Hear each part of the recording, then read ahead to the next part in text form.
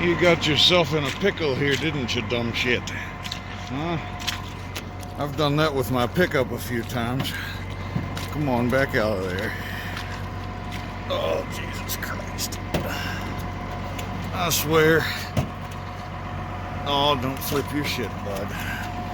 Don't flip your shit, bud. Oh, I know, bud. There you go. Go find your mama and get out of the fucking mud. Jesus Christ. Good evening, gentlemen.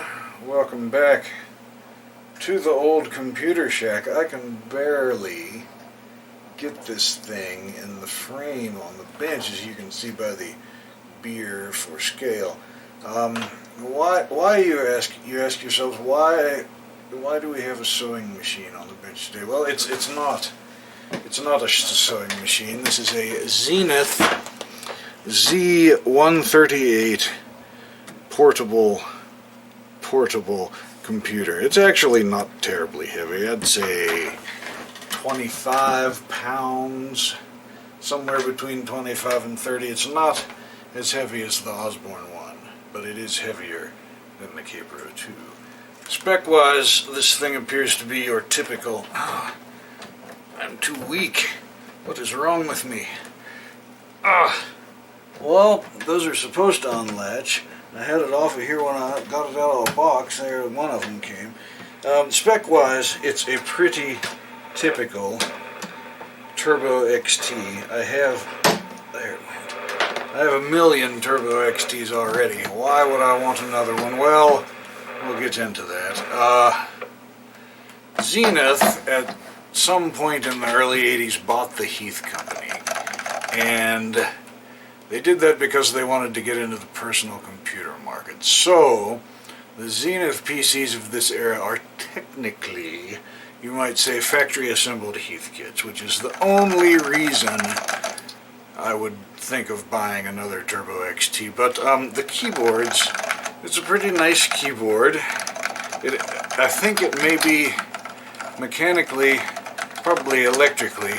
I think it's the same keyboard as the H158 that we did a video on previously, except it has these latches in the front, of course, and it uses a detachable cable, which I of course don't have, but it's just a DIN 5 cable, so I assume it's... Let me turn my radio down. Shush, repeater. I'm trying to make videos here. So I assume it's just a straight through DIN 5 cable, so we should be able to make one and be happy. Let me set this aside so that we don't fuck it up. Now it can fall off of there and get fucked up. My supposition is that internally this is just a Z-138 with a built-in monochrome CGA monitor. Not 100% sure about that, but if we look at the back of the unit, the ports appear to be in exactly the same order with exactly the same spacing as the Z-148. That was a ultra compact. I'm sorry about my filthy fingers. I've got to go back out and check calves before I go to bed, and I don't see any point in getting clean just to record a video and then getting filthy again and then getting clean again before bed. So you'll have to deal with it. Whatever. I don't care what you think about my filthy fingers. Complain about them in the comments. Oh God, it's gonna touch you. It's gonna touch you. Oh shit, fuck. Oh God, fuck. It smells like calf. Cattle calf things. That is pretty foul though. I washed my hands twice before I came up here too.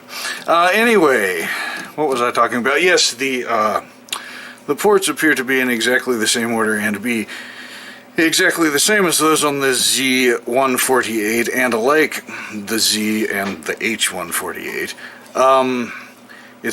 This thing has an optional single 8-bit ISA expansion slot. And I say optional because according to the literature that I've seen on this thing, there's not much documentation on this thing available, see. But according to the literature that I've seen on this thing, in order to install an expansion card, you have to have a special, very special extra board so that you can install that expansion card. If we look at the front of the machine here, we've got a floppy drive up here. That looks like a Panasonic drive to me, but I wouldn't swear to it. I guess we'll see when we open it. And down here, we have what looks to me like an MFM hard drive, which would indicate to me that this does have the special board that allows you to install an ISA expansion card. The monitor, the CRT, is very flat. It's surprisingly flat. There is no curvature to it at all that I can feel. It's very small, much smaller than the screen on the K-Pro, but much larger, of course, than the screen on the Osborne. Supposedly this is an amber CRT, according to the eBay seller. See, the eBay seller was selling this thing for entirely too much money, and we haggled, and we haggled, and we haggled, and we haggled, and he went down some, but not as far as I wanted. And I was like, well, I don't want to pay that for the thing, especially considering that he smoked it, apparently, before listing it. He plugged it in, turned it on, smelled smoke, turned it off. Probably a reefa or a tantalum capacitor, in my opinion, but who the hell knows.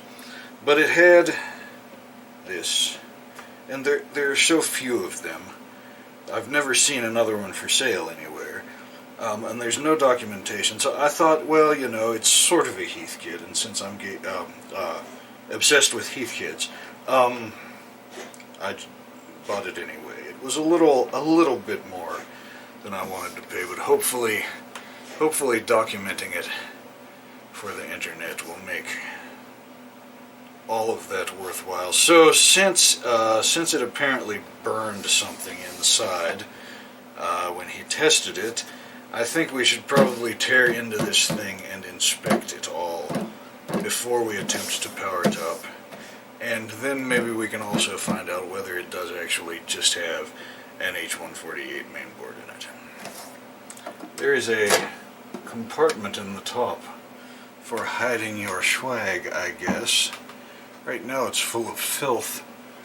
It doesn't look the right size really for 5 1/4 inch discs. I guess it was for the power cable and the keyboard cable. I see some screws. Let's get screwed.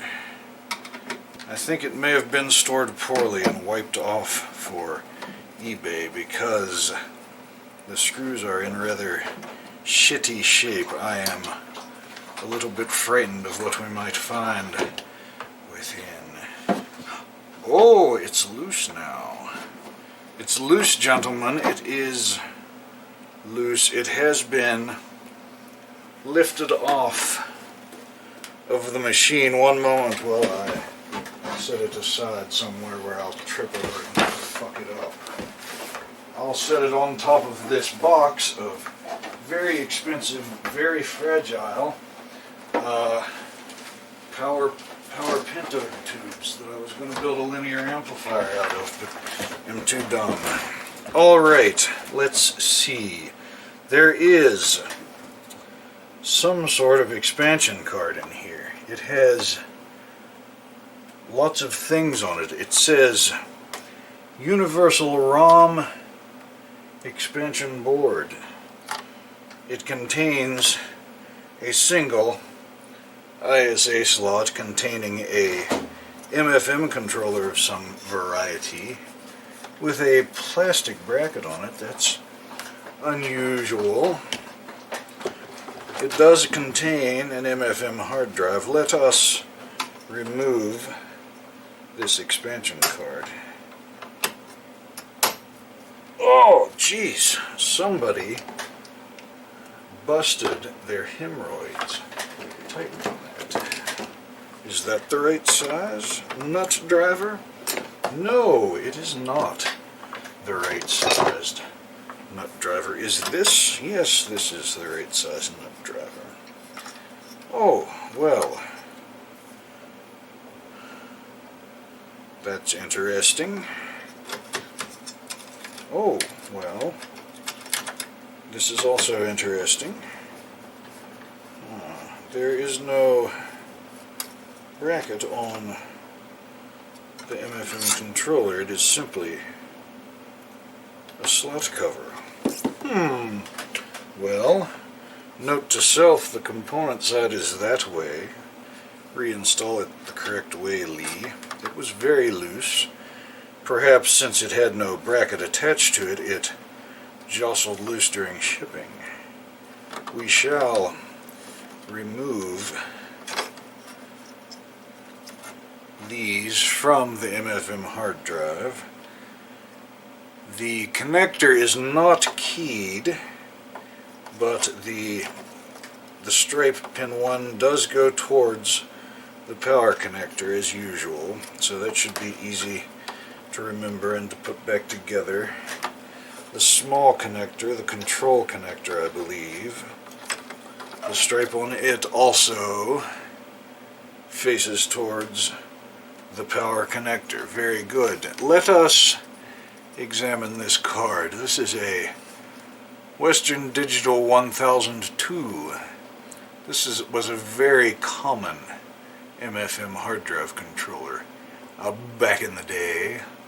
I do not see any signs of flames consuming anything on this card. Unfortunate, because I have several of these in a box and it would have been easy to replace and I wouldn't have had to screw around with a soldering iron.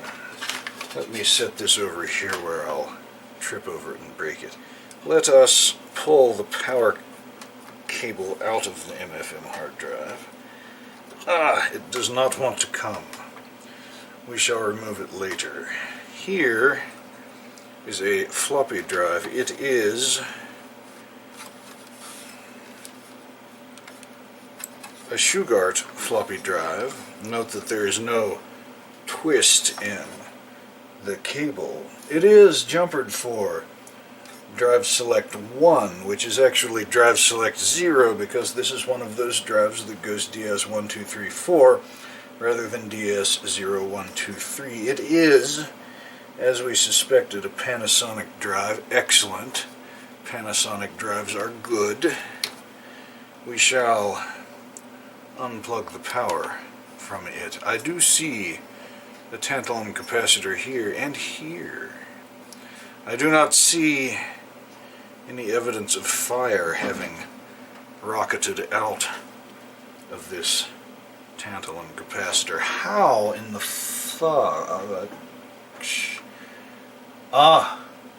that looks like a real pain to loosen the screws on this side. Let's do that anyway, hopefully without fucking up the CRT.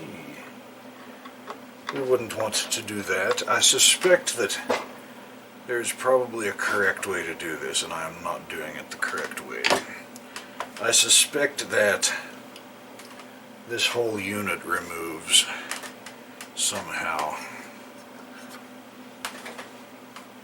I was able to loosen the screws from the side with a pair of pliers and remove the disk drive. It is indeed a Panasonic JU455, which includes a dead bug. Come hither, dead bug. As part of this machine, we want to examine you as well, don't we? Oh, come here, shithead. There we go. It's a... I don't know what the fuck that is. Some kind of killer fly from California. The rainbow fly. It is indeed, yes, a JU455 disk drive. I believe that is a double-sided, double-density drive. I think the 475 was the high-density version, I think. I don't remember. I'm probably full of shit. Let me set that aside somewhere where it will fall down onto the floor and break. Beneath The disk drive is revealed a remarkably clean, unlike my fingers, mini scribe. I believe 40 megabyte, I think, MFM hard drive. We will disconnect it.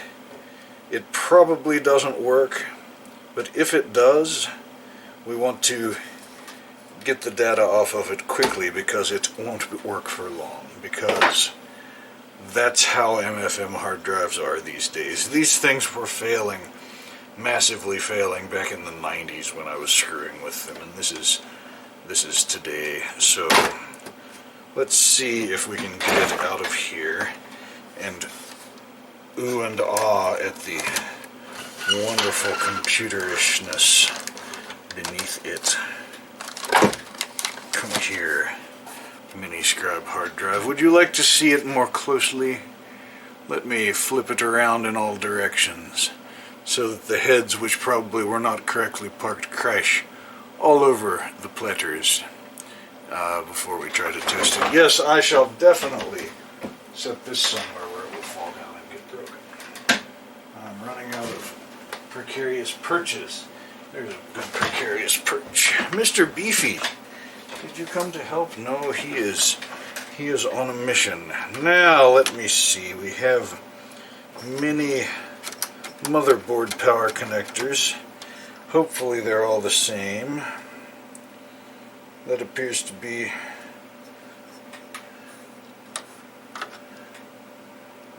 well, okay, these aren't all quite the same. This one only has what's probably 5 volts and ground on it, so note to self, it goes on the big board. Okay, and all the rest of these are the same connector, but they have an orange and a white wire in the center, probably positive and negative 12 volts. Yes, Mr. Beefy is on the rampage, as you can probably hear. Are you going to knock everything down, Mr. Beefy? What a good boy. Alright, so with shit out of the way so that we can see, Mr. Beefy, don't terrorize Mr. Fluffles. We can see that this connector is pretty much unplugged on one side. Now, if this is like the H-138, which I think it is, I think this is exactly the same board, but I wouldn't swear to it, but I'm pretty sure it's exactly the same board.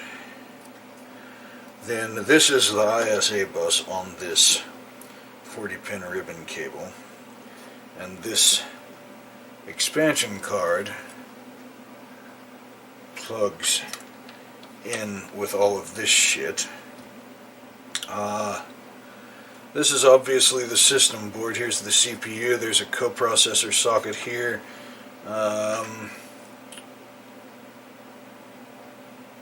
That's the interrupt controller, I believe. There's what's probably a ROM.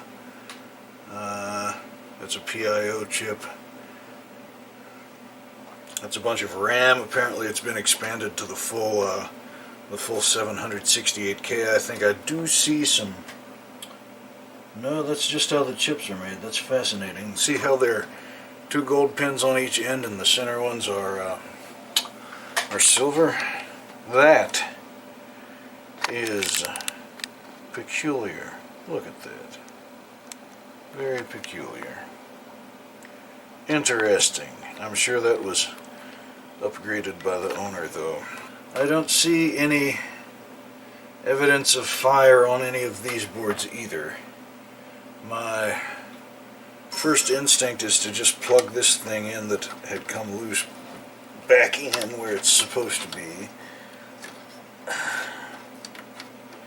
and continue on to the power supply. Now, the power supply has the CRT analog board mounted on top of it. It appears to be held in by one screw and a bunch of plastic standoffs. There is a cable coming from the board, which I just accidentally unplugged, Note to self, the coax cable goes that way when we plug it back in. There's a brightness control right here on the back that goes through there, so that's got to be the video signal. So this is probably power right here to the video analog board. We will need to unplug that. Where's my purificator? Let me see if I can ease that off of there without fucking anything up. Bzzt, bzzt, kapow, bang. Bzzt, bzzt, kapow, bang. Bang. Kapow, bang. Okay. I don't see any evidence of fire having ravaged this board. It looks fine. I think it would behoove us to simply take it loose and set it aside so we can get the power supply out. Oh, rage! The neck board has been unplugged and the analog video board has been set aside. I shall remove this cardboard.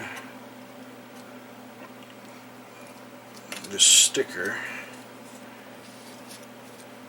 must have been right there to begin with. Alright, let me see. We have a zip 'em up tie that needs sniptified. See if I can cut into some wires when I do it. Now these, oh you dirty rascal. They've done one of these dealios. Well, I think the contrast control is only held on by one screw. Oh, yeah, the fan comes off with it. Lovely. Ah, there is a screw in the front. Two, not one but two screws in the front. One dangerously close to the neck of the CRT. Oh my God, we're all gonna die. The high voltage will kill us dead. Ah, I shouldn't be such an asshole about that, but why is everybody like, oh my God, it's wall current, it's gonna kill you? At least in the United States at 120 volts. And, like, don't take this as advice and kill yourself and then, like, sue me or something. But unless you are really dumb, you're not gonna kill yourself on 120 volts AC. Unless you're really, really dumb. Now, some of the thousands of volts that you can have inside of, like, tube circuits, sure. That's, I mean, that's something different. But, oh my God, everybody that makes a YouTube video is like, watch out, we're going to be working on a power supply. It's full of hazardous voltages, and if you look at it cross-eyed, you'll die. Come on, guys. It's just 120 volts AC.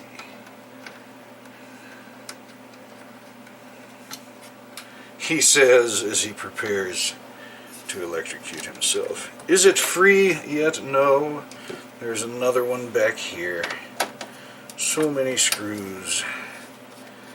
I sure do wish that this had come with the manuals. Okay. Am I still recording? Yes.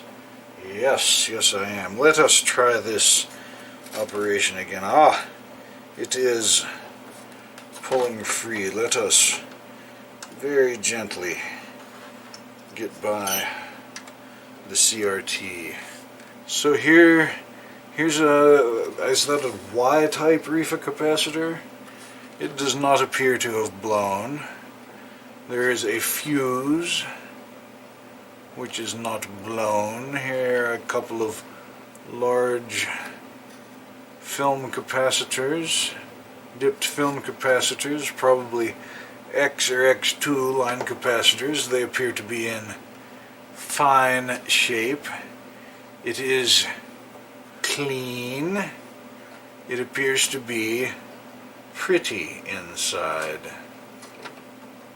I see corrosion around the power switch.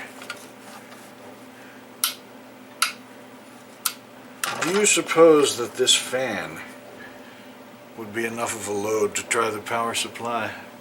Let me edit what I've got so far, post it to the tubes, get all of this out of the way, and then we can test the power supply outside of the machine.